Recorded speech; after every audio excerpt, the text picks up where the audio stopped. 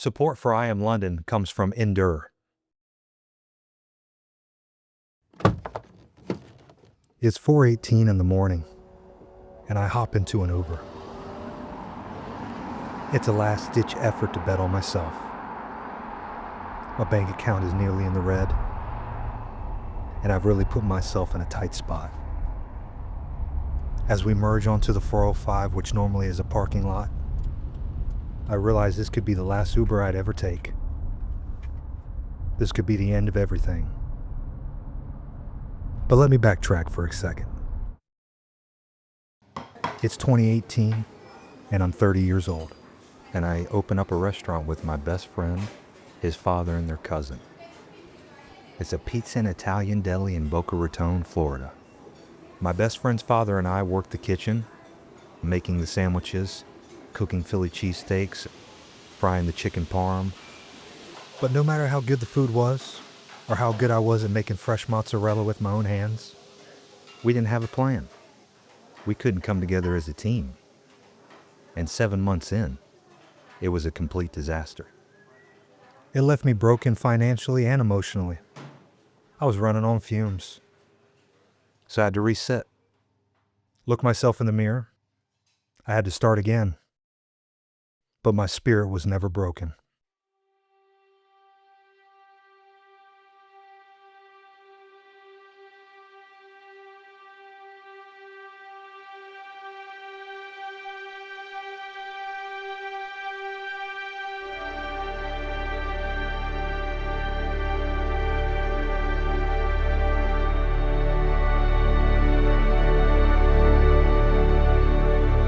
It was terrifying. To book a ticket to a place I'd never been, not knowing anyone, but I did it.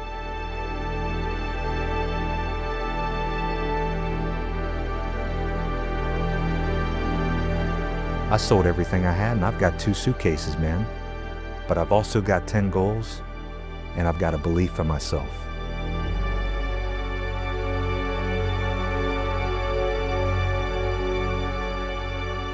So when I first moved to LA, I knew I had to make money. When you move to Los Angeles with $8,000, it does not last long. So I found an ad where I could move furniture for $20 an hour.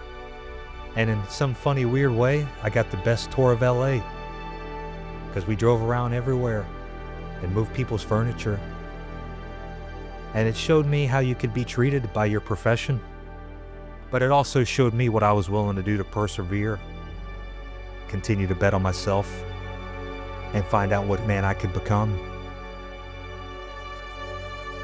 So I'm studying every day, and I'm going to the gym every day, and I'm just like a monk training for this opportunity to become a trainer and to find a private gym to train out of. So there was one guy on my list to meet. His name was Steve Weatherford. I respected Steve for the way he carried himself. He was voted the NFL's fittest man as a white NFL punter. And then to watch him on social media and be vulnerable and transparent, to share his journey of being a father, the ups and the downs, the emptiness of winning a Super Bowl and finding out it was not going to fill that hole inside of his heart. So I couldn't help but reach out to him. And I simply wrote him a DM and said, "I love what you stand for, man. I'd love the opportunity to help people as well."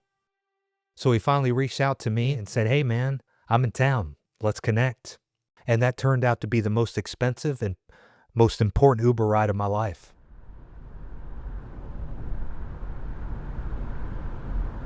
And as I take that Uber ride to go meet Steve Weatherford, I roll down the window and I'm instantly hit with that ocean air, smell of the salt. And it takes me back to when I'm a young boy in Cyprus, back in the Mediterranean, walking on the beach with my mother and father holding their hands.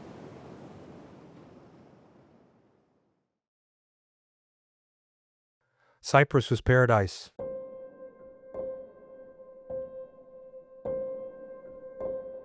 It's a little island in the Mediterranean right above Egypt. Water's clear, sand's white. People are tan and friendly and full of smiles and love.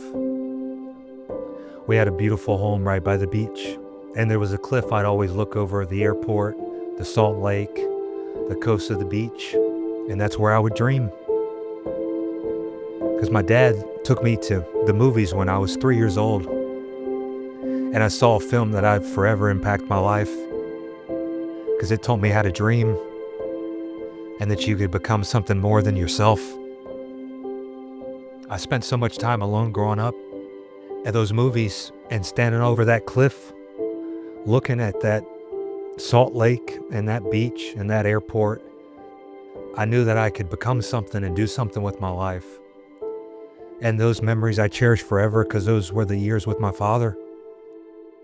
And we did everything together. He was my best friend. He was my hero. I remember I always felt so safe and secure beside him. The way he'd hold my hand, the way he'd pick me up and swing me around. That is forever in my heart. And I think that's one of the main reasons why I've been able to persevere, is because I've had that love in my heart from a young age, from my mother and my father. And ultimately, I guess I just wanted to become my father and to be those great men I saw in those movies.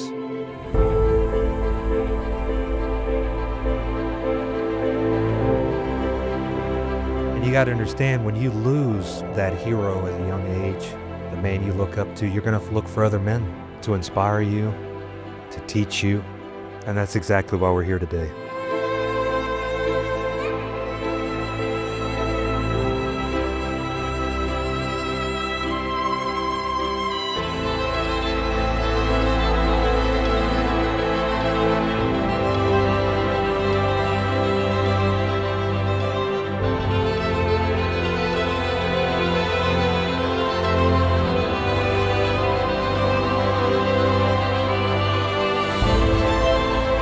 My father looked just like me, but black hair, built like a Greek statue, dressed well, walked like he owned the place, stood tall with his shoulders back, was willing to do the work to take care of himself. The way he'd walk into a room, he could change the energy. So not only did he talk the talk, he walked the walk. The way he treated my mother, my little sister Gabriella, with kindness and compassion and patience. But at the same time, he was strong, and if he needed to be, he could be vicious. And that's where you need to understand that as much as I'm disappointed and hurt by my father, I can still look back and see the positives. And I had to forgive him for the mistakes he made and the things that happened when I was younger.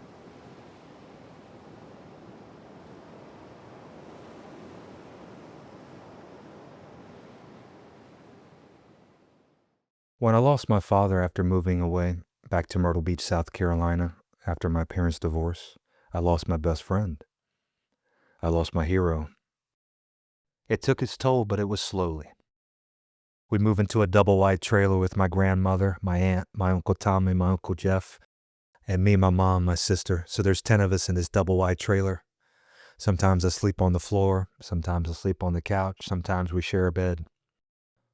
But trailer parks can be just as bad as the hood, and you can see all kind of crime, addiction, mental illness. But you can also see kids growing up full of love and joy. I was full of imagination, and I think that was a way that it allowed me to cope, as I lived in my mind and through movies, and not through my reality of living in a trailer or seeing my mom work herself to death working 3 jobs. My mom worked at a strip club. She was not a stripper. She worked at a casino boat where she was a cocktail waitress, and she worked at Belk. In trying to understand why we're here, why I'm not going to see my father all the time, and why I'm here in this trailer. I wasn't upset. I wasn't angry. I was just trying to understand it. But also I had joy and love in my heart, so it allowed me to not be burdened. It didn't matter that it wasn't a big house. There was food on the table. We watched movies and shows together, played with my cousins outside, and made my life there instead of a life in Cyprus. But I ultimately knew in the back of my mind that something was going to be different for the rest of my life. And slowly in time, I lost connection with my father. Less phone calls, less letters. And I continue to persevere. My mom perseveres. She gets on her feet. She gets her own apartment, working 1 job instead. Starts dating a man. Seems like a halfway decent guy. We move in with him. Potential of them getting married. Ultimately, they split up and we're homeless. So we live with one of my mom's best friend, her husband, and their two daughters. When I'm young, I'm just rolling with it. It's an adventure, and I still had everything I needed and a lot of the things I wanted. Still had name brand clothes and was still able to go to the skating ring and go to the pavilion theme park in town. But as I got older and I lost connection with my father, the more I experienced life, the more I saw the true colors of my stepfather. And then to see that marriage fall apart and what it did to my mother. And then to be let down by my father when I call him and ask him to come to my high school graduation. And he simply said no. And that really severed a tie to my father, and we didn't speak for years. So believe it or not, fast forward, I'm waiting tables. And a customer at the time that I'm taking care of says, "Hey man, I think I know your father. I used to wait tables with him back in the day. How's he doing?" And I bluntly, honestly say I have no idea because I don't speak to my father. And maybe that's not the best answer while you're waiting tables and he's your customer, but I'm a straight shooter, man. And he said, "Oh, I'm sorry to hear." He's like, "London, I've grown to know you a little bit and I like you, man. May I offer a little bit of advice?" He said, "One of my great regrets in life is I never had a relationship with my father, and it haunts me to this day. Think about getting back in touch with your father, London. That's all I want to say." And I received the message and I appreciated it. And I told him, honestly, I don't even know his number. And he said, "I believe in what I'm saying to you so much, London, that I'm going to help you get a hold of him." And a week later, he's back in the restaurant and finds my father's number.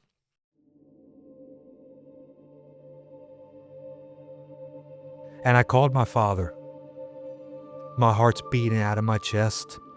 I'm angry. I'm excited. I'm let down. My heart is broken. But at the same time, I'm standing tall and I'm ready to face my biggest fear. And he says, "Man, I've been watching you. I see what you're doing. I see you built up your body. I heard you're a good football player. I heard you're a good kid." And we had a good conversation. And I got a big weight lifted off my shoulder. And he said, "Hey, son, I'll call you soon, man." And I never heard from my father again till the day my mother died. And that was 13 years ago on Mother's Day.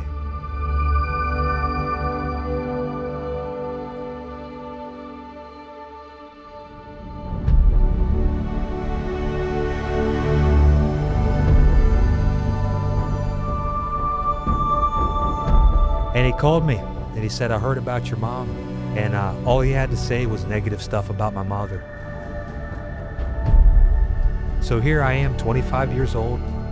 Gabriella's 18, Kennedy's 10. There's no life insurance. And I've got to figure out how to bury my mother and afford it, and how I'm going to take care of my sister. And I've got my father on the phone telling me how much my mom's not a good person. So I told him to go fuck himself. And I've never talked to my father since. I was very lost in college. So I'm a popular kid. Won that superlative for the most popular guy in high school called Mr. Pride. Was captain of my football team. Got the top defensive player award for my football team. And then here I am going to college. I have no idea what I want to do with my life. And I'm going to a local tech school, so I'm still living at home. And it's basically like going to high school all over again. My stepfather wasn't the type of man to tell me I could do something with my life or that I could be great. It was just, "Hey man, start working, go to college, and then find a job."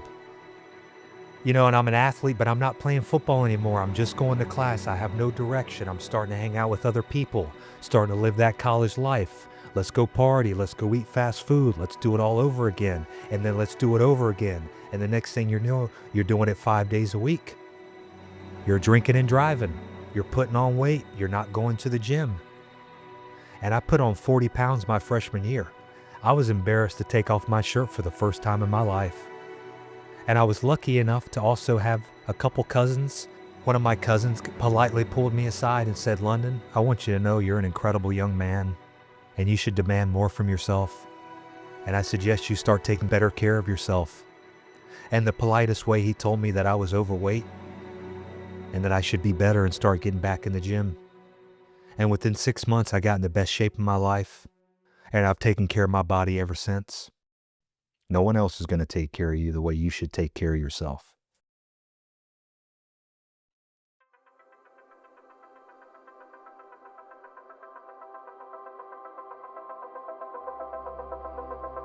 When I arrived to meet Steve Weatherford for the first time, we decided to work out together at the famous Stearns Gym. This is the equivalent to Gold's Gym in San Diego. It's been around for years. Legends have trained there, and they've got custom equipment you won't find anywhere in the world. So he picks me up from the hotel, and we have this great drive, and we talk. And through the conversation, he talks about being a father and what it's like to raise kids and changing diapers. I thought it was so cool to this guy that's got this physique of a Greek god, former NFL player, former Super Bowl champion, and he's talking about changing diapers and how cool it is to be a father. And it just right then and there instilled for me what kind of man he was. Yeah, you want to be great and you want to look good and you want financial freedom, but ultimately you want to build a family and take care of those people around you. Always appreciated how he treated people when we went to breakfast after I met him that morning. He had this power to make you feel like you're the only person in the room. And ultimately, that's when he offered me a job. I told him it'd be one of the best decisions he'd ever made. And he sent me back a picture of Tom Brady. And he said it reminds me of a guy I know. Steve really helped me believe in myself. And to know that I evolved as a coach, be able to connect with people and help people, it showed me that's what I should be doing with my life. I remember my first public speaking event that I ever did. I got a chance to speak and found out that Steve was going to speak after me. And I remember him calling me and telling me about the news. I said, yeah, man, it's a great opportunity. And he was so excited for me. He said, man, I'm only going to do it because you're going to be there. I'm going to be there in the stands watching you. And that'll put more pressure on you to do well. I thought it was so cool that I had this guy riding with me that believed in me, and said, hey, man, I'm going to make it more difficult by making sure I'm there. And he's right, that does put more pressure on you. One of the things I appreciated learning from Steve was his pros versus amateurs concept. Professionals do what they're committed to, no matter how they feel. Amateurs wake up and base their lives on how they feel.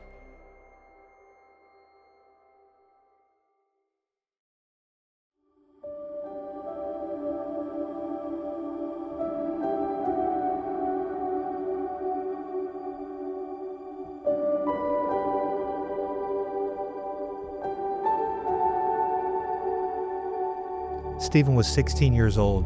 We were in between setups for the next shot at a gym for a clothing brand that was doing a shoot on him.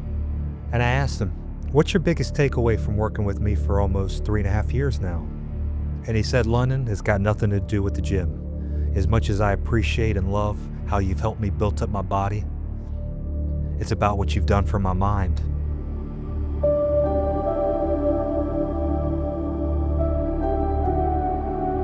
You told me that people always remember how you made them feel, and that you got an opportunity to always leave someone with a smile if you choose.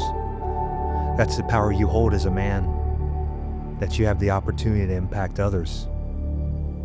His father reached out to me on Instagram and asked me if I work with kids, and sent me a video of his son who was an amateur boxer. I told him I'd work with anyone that wants to improve. Stephen was 13 years old. He looked me in the eyes and shook my hand, introduced himself and said, I'm Stephen Navarro. I'll give you everything I got every time I see you. Just give me a chance, and one day I'm going to be a world champion.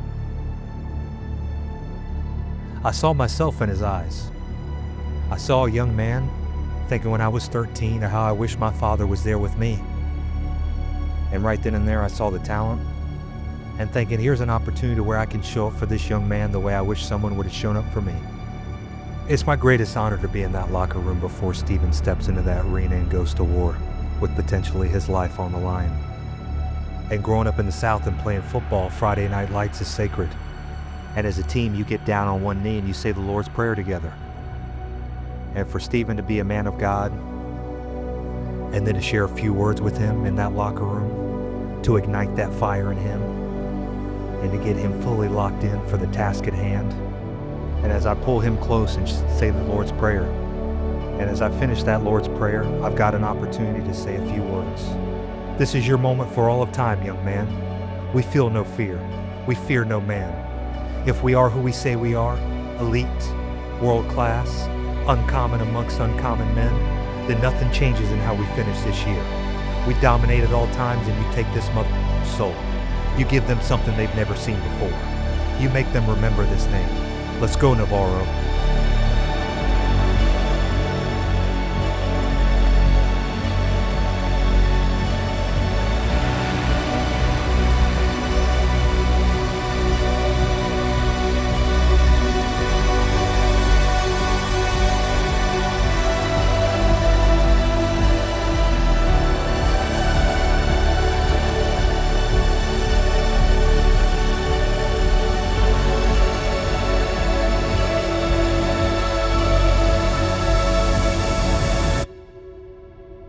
There is no greater honor. There is no greater responsibility to help a young man be the best he can be, to help a young man live out his dream.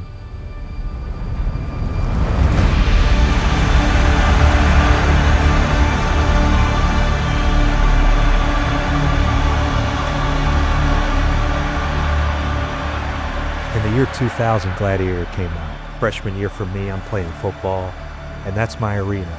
I was a great admirer of Russell Crowe after that, and I adopted his method of where he grabs the dirt and rubs it in his hands when he goes to battle. Changes your mindset by rubbing that dirt into your hands and switching that mindset. Total dominance, total violence for the next 40 minutes, for the next 4 quarters. Your mind is your most powerful tool. To get in control of your thoughts is your number one priority. Because life never stops and it will always come at you. You will have obstacles. Someone will be late. You will forget something. Someone might not show up. It does not matter. You have to be willing to persevere and understand that if you want to be a world-class athlete, it's a 365, it's a lifestyle. If you're a boxer, if you're a fighter, it's not a sport, it's life and death. And you're stepping into the arena.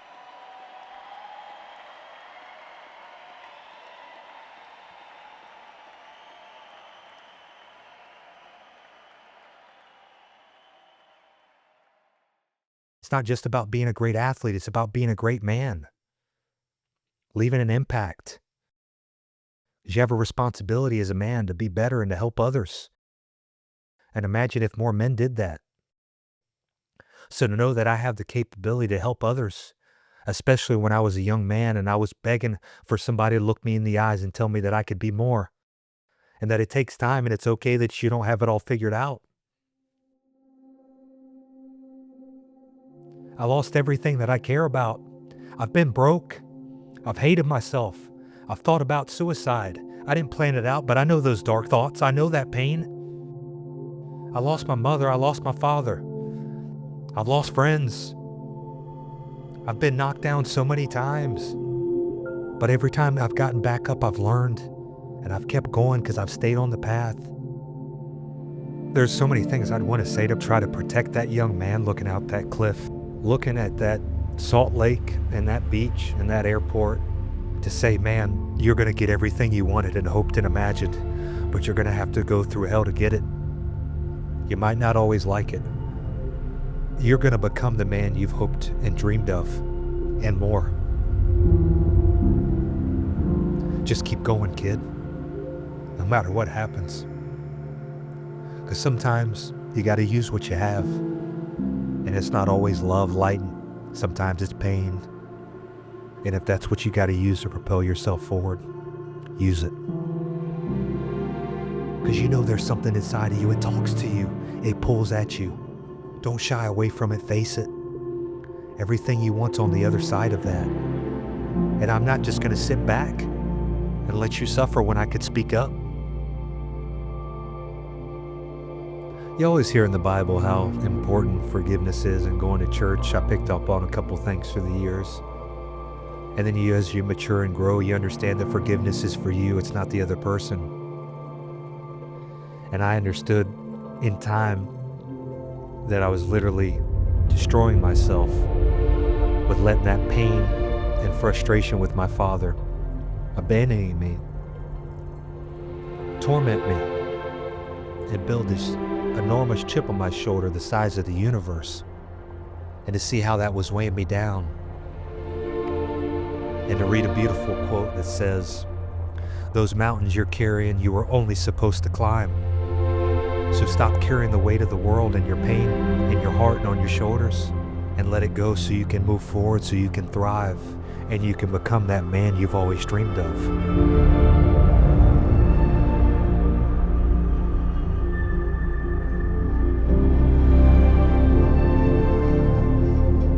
As terrifying as it was to hop in that Uber, think about how my bank account was dwindling down, and to hope somebody would see more in me, and to think it turned out to be one of the best decisions I'd ever made.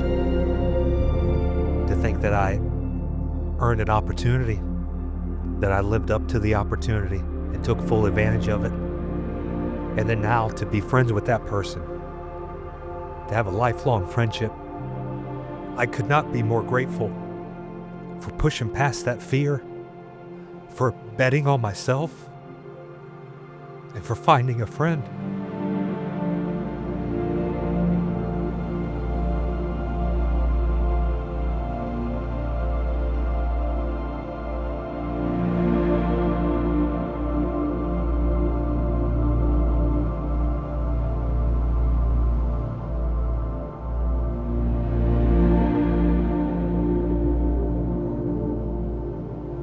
It starts with you. You gotta believe, man. Ignorantly. And then you gotta put in the work to make it come true. And I hope this can show others you can overcome anything. The world needs strong men. The world needs great men. The world needs legends.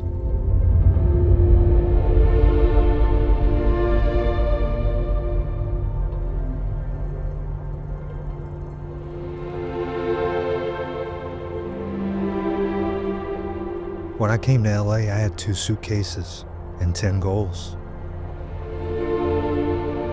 But within that first year, I completed all those 10 goals, and I soon realized I needed to make more. But more importantly, I wanted to help others do the same for themselves. When the world seems to be betting against you, choose to bet on yourself.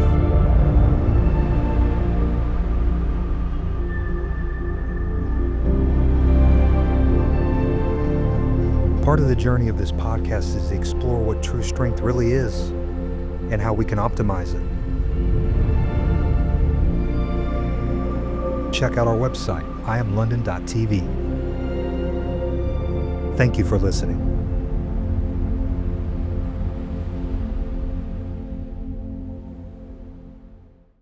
Big thanks to our sponsor, Endur, family-owned and operated company that's been in the supplement business for 45 years.